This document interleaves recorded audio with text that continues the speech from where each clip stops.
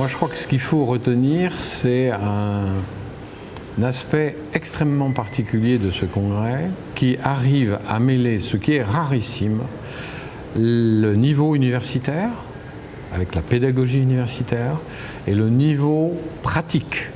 De nombreux praticiens ont fait des interventions, et d'ailleurs, pour la première fois, ce sont les interventions qui ont eu le plus de succès. Parce que ce sont des praticiens qui ont métabolisé en fait leur activité et qui arrivent à transmettre les points importants.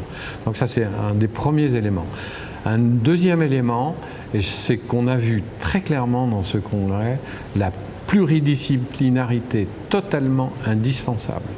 À la fois des médecins, mais toutes les catégories de médecins, toutes les spécialités, y compris la spécialité de médecine générale, mais également le milieu dentaire qui était là en force. Et j'ai été très surpris de voir des pneumologues qui ont fait tous les congrès mondiaux sur l'apnée du sommeil, qui m'ont dit à quel point ça a été une découverte pour eux de découvrir le milieu dentaire du sommeil, et bien au-delà de ce qu'on connaît, les orthèses d'avancée mandibulaire, mais toute une compréhension sur le développement de cette pathologie.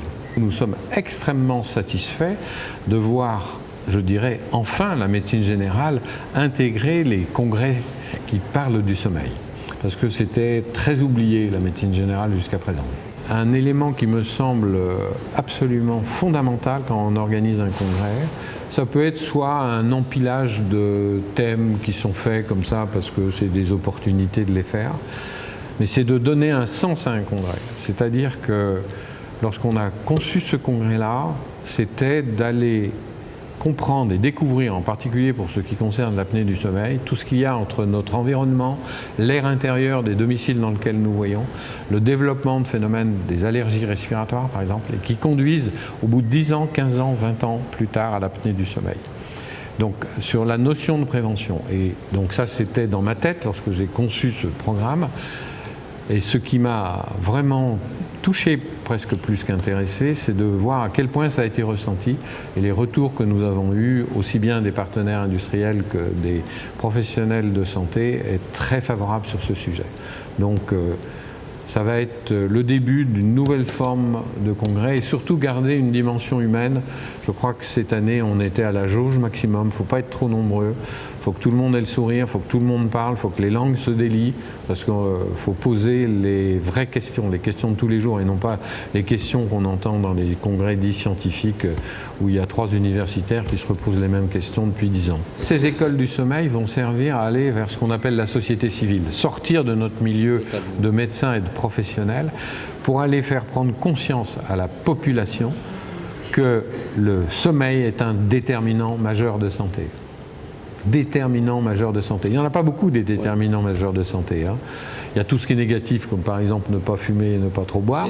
Il y a par contre de l'aspect positif, il y a l'alimentation, l'activité physique et un oublié total qu'est le sommeil. Et notre rôle, c'est de repositionner le sommeil. 2 dates à retenir. La prochaine qui est le 22 mars à Paris. Ça va s'appeler les JPRS Day, c'est plus concentré, c'est une journée.